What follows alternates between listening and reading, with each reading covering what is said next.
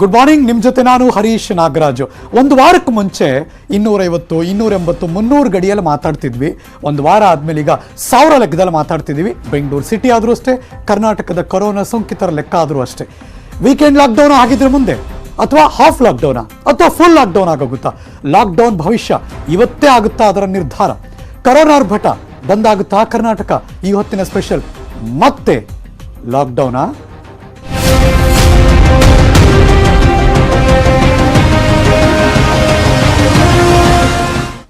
ಇವತ್ತೊಂದು ಮೀಟಿಂಗ್ ಇದೆ, ಗುರುವಾರ ಒಂದು ಮೀಟಿಂಗ್ ಇದೆ, ಅಲ್ಲಿ ಫೈನಲೈಸ್ ಆಗುತ್ತೆ ಏನಾಗುತ್ತೆ ಅಂತ.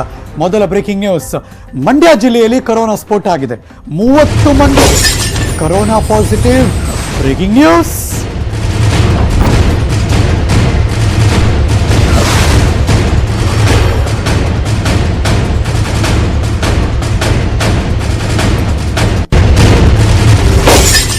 ಬೆಳ್ಳಂಬೆಳಗ್ಗೆ ಬರ್ತಿರುವಂತಹ ಬ್ರೇಕಿಂಗ್ ನ್ಯೂಸ್, ಮಂಡ್ಯ ಭಾಗದಿಂದ ಬ್ರೇಕಿಂಗ್ ನ್ಯೂಸ್ ಬರ್ತಾ ಇದೆ. 30 ಜನರಿಗೆ ಕೊರೋನಾ ಅಟ್ಯಾಕ್ ಆಗಿದೆ, ಕೊರೋನಾ ಪಾಸಿಟಿವ್ ದೃಢಪಟ್ಟಿದೆ ಅನ್ನೋದು ಈ ಕ್ಷಣ ಬರ್ತಿರುವಂತಹ ಬ್ರೇಕಿಂಗ್ ನ್ಯೂಸ್. ಹೆಂಗೆ ಅಂದರೆ, ಅವರು ತಮಿಳುನಾಡಿನ ಓಂ ಶಕ್ತಿ ದೇವಸ್ಥಾನಕ್ಕೆ ಹೋಗಿ ಬಂದಿದ್ರು. ಅದು ಬಂದ ಮೇಲೆ ಶುರುವಾಯಿತು. ಶ್ರೀರಂಗಪಟ್ಟಣ ತಾಲೂಕಿನ ವಿವಿಧ ಗ್ರಾಮಗಳ ಜನ ಅಲ್ಲಿ ಹೋಗಿ ಬಂದಿದ್ದಾರೆ.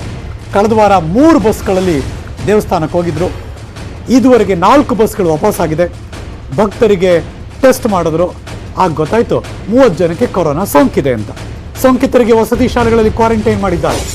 ಸೋಂಕಿತರ ಪ್ರಾಥಮಿಕ ಮತ್ತು ದ್ವಿತೀಯ ಸಂಪರ್ಕಿತರಿಗೆ ಪರೀಕ್ಷೆ ಮಾಡ್ತಿದ್ದಾರೆ. ಇವತ್ತು ಅಥವಾ ನಾಳೆ ಮತ್ತೆರಡು ಬಸ್ ಶ್ರೀರಂಗಪಟ್ಟಣಕ್ಕೆ ವಾಪಸ್ಸಾಗುತ್ತೆ.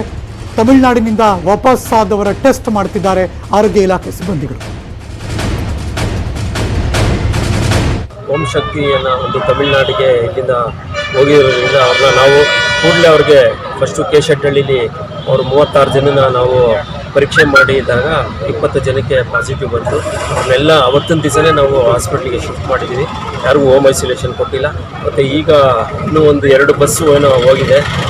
ಅದು ಒಂದು 6ನೇ ತಾರೀಕು ಬರೋ ನಿರೀಕ್ಷೆ ಇದೆ. ಸೊ ಕೂಡಲೇ ನಾವು ಅವ್ರನ್ನ ಪರೀಕ್ಷೆ ಮಾಡಿ ಅವ್ರಿಗೆ ನಂತರ ನೆಗೆಟಿವ್ ಬಂದವ್ರು ಮಾತ್ರ ಬಿಡ್ತೀವಿ. ಪಾಸಿಟಿವ್ ಅವ್ರಿಗೆ ಈಗಾಗಲೇ CC ಸೆಂಟ್ರನ್ನ ಮಾನ್ಯ ಶಾಸಕರು ಆದೇಶ ಮಾಡಿದ್ದಾರೆ ತಹಸೀಲ್ದಾರ್ಗೆ, ಇವತ್ತೇ ಎಲ್ಲ ಸ್ಟಾರ್ಟ್ ಮಾಡಿ ಅಂತ. ನಾವು ಆಗಲೇ ನಮ್ಮೆಲ್ಲ ಹೆಲ್ತ್ ಸ್ಟಾಫ್ನೂ ಡಿಪ್ಯೂಟ್ ಮಾಡೋಕ್ಕೆ ನಾನು ಆಗಲೇ ಆರ್ಡ್ರೂ ಇಶ್ಯೂ ಮಾಡಿದ್ದೀನಿ.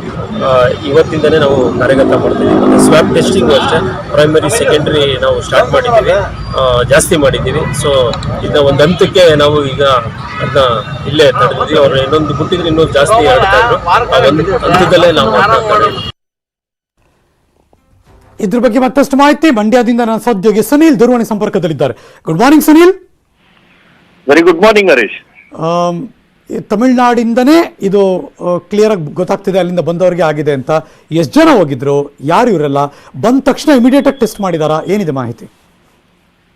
ಖಂಡಿತ ಹರೀಶ್, ಶ್ರೀರಂಗಪಟ್ಟಣ ಭಾಗದಿಂದ ಒಂದಷ್ಟು ಜನ ಅಂದ್ರೆ ಸುತ್ತಮುತ್ತ ಇರ್ತಕ್ಕಂಥ ಗ್ರಾಮಸ್ಥರು ಎಲ್ಲರೂ ಕೂಡ ಮಾತನಾಡ್ಕೊಂಡು ಒಂದು 6 ಬಸ್ಗಳಲ್ಲಿ ಓಂ ಶಕ್ತಿಗೆ ಹೋಗಿರ್ತಕ್ಕಂಥದ್ದು. ಜೊತೆಗೆ ಓಂ ಶಕ್ತಿಗೆ ಹೋದಂತವ್ರು ತಮಿಳುನಾಡಿನ ಒಂದಷ್ಟು ಪ್ರವಾಸ ಸ್ಥಳಗಳಿಗೂ ಕೂಡ ಹೋಗಿ ಬಂದಿರತಕ್ಕಂಥದ್ದು. ಹೀಗಾಗಿ ಅಲ್ಲಿಗೆ ಹೋಗಿ ಬಂದಂತ 30 ಮಂದಿಗೆ ಈಗ ಕೊರೋನಾ ದೃಢಪಟ್ಟಿರ್ತಕ್ಕಂಥದ್ದು. ಅಂದ್ರೆ 30 ಮಂದಿಗೆ ಅನಾರೋಗ್ಯ ಕಾಡ್ತಾ ಇತ್ತು. ಹೀಗಾಗಿ ವೈದ್ಯರ ಬಳಿ ಹೋಗ್ತಾರೆ. ಹೋದಂತಹ ಸಂದರ್ಭದಲ್ಲಿ ಅವರಿಗೆ ಕೊರೋನಾ ಪಾಸಿಟಿವ್ ಆಗಿರ್ತಕ್ಕಂಥದ್ದು. ಹೀಗಾಗಿ ಅವರನ್ನ ವಿಚಾರಣೆಯನ್ನ ಮಾಡಿದಂತ ಸಂದರ್ಭದಲ್ಲಿ ಇವರೆಲ್ಲರೂ ಕೂಡ ಓಂ ಶಕ್ತಿಗೆ ಹೋಗಿದ್ದಾಗಿ ಹೇಳಿರ್ತಕ್ಕಂಥದ್ದು. ಹೀಗಾಗಿ 12 ಬಸ್ಗಳು ಕೂಡ ಓಂ ಶಕ್ತಿಗೆ ಹೋಗಿದೆ. ಅದೇ ಅವರು ಪ್ರವಾಸ ಮುಗಿಸಿ ಇನ್ನೂ ವಾಪಸ್ ಶ್ರೀರಂಗಪಟ್ಟಣಕ್ಕೆ ಬಂದಿಲ್ಲ ಅಂತಕ್ಕಂಥದ್ದು ಇವರು ಹೇಳ್ತಾ ಇರ್ತಕ್ಕಂಥದ್ದು. ಹೀಗಾಗಿ ಅವರನ್ನು ಬಂದ ತಕ್ಷಣ ಅವರನ್ನು ಕೂಡ ಒಂದು ತಪಾಸಣೆಗೆ ಒಳಪಡಿಸುವಂತ ಕೆಲಸವನ್ನ ಮಾಡ್ತೀವಿ ಅಂತ ವೈದ್ಯಾಧಿಕಾರಿಗಳು ಹೇಳ್ತಾ ಇರ್ತಕ್ಕಂಥದ್ದು ಹರೀಶ್. ಓಕೆ, ಇನ್ನೊಂದು ಎಷ್ಟು ಜನ ಬರ್ಬೇಕು ಸುಮಾರು? ಹರೀಶ್, 120ಕ್ಕೂ ಹೆಚ್ಚು ಜನ, ಅಂದ್ರೆ 2 ಬಸ್ಗಳಲ್ಲಿ ಬರ್ಬೇಕಾಗಿರ್ತಕ್ಕಂಥ. ಯಾರು ಬಂದಿದ್ದಾರಲ್ಲ ಅವ್ರ ಮನೆಯವ್ರ ಜೊತೆ, ಸಂಬಂಧಿಕರ ಜೊತೆ ಎಲ್ಲ ಮಿಂಗಲ್ ಆಗಿ ಆಮೇಲೆ ಟೆಸ್ಟ್ ಆಗಿರೋದ ಹೆಂಗೆ? ಖಂಡಿತ ಹರೀಶ್, ಎಲ್ರ ಜೊತೆ ಇವರು ಮಿಂಗಲ್ ಆಗಿರ್ತಕ್ಕಂಥದ್ದು. ಮಿಂಗಲ್ ಆದ ಬಳಿಕ ಇವರಿಗೆ ಯಾವಾಗ ಅನಾರೋಗ್ಯ ಕಾಡ್ತೋ ಅವಾಗ ಆಸ್ಪತ್ರೆಗಳಿಗೆ ದಾಖಲಿರ್ತಕ್ಕಂಥದ್ದು. ಜೊತೆಗೆ ಈಗ ವೈದ್ಯಾಧಿಕಾರಿಗಳು ಎಚ್ಚೆತ್ಕೊಂಡು ಏನು ಇವರ ಸಂಪರ್ಕದಲ್ಲಿ ಯಾರು ಕುಟುಂಬಸ್ಥರುಗಳಿದ್ರು, ಜೊತೆಗೆ ಆ ಗ್ರಾಮಸ್ಥರು ಯಾರು ಸಂಪರ್ಕದಲ್ಲಿದ್ರು ಅವರನ್ನು ಕೂಡ ಹುಡುಕಿ ಅವರನ್ನ ತಪಾಸಣೆಗೆ ಒಳಪಡಿಸುವಂತ ಕೆಲಸ ಸಾಧ್ಯತೆ ದಟ್ಟವಾಗಿ ಗೋಚರಗೊಳ್ತಾ ಇದೆ ಸುನೀಲ್. ಇದರ ಪರಿಸ್ಥಿತಿ ನೋಡಿದ್ರೆ. Anyway, will come back to you later. Thank you ಈ ಕ್ಷಣದ ಮಾಹಿತಿಯನ್ನು ಅಪ್ಡೇಟ್ ಮಾಡಿದ್ದಕ್ಕೆ.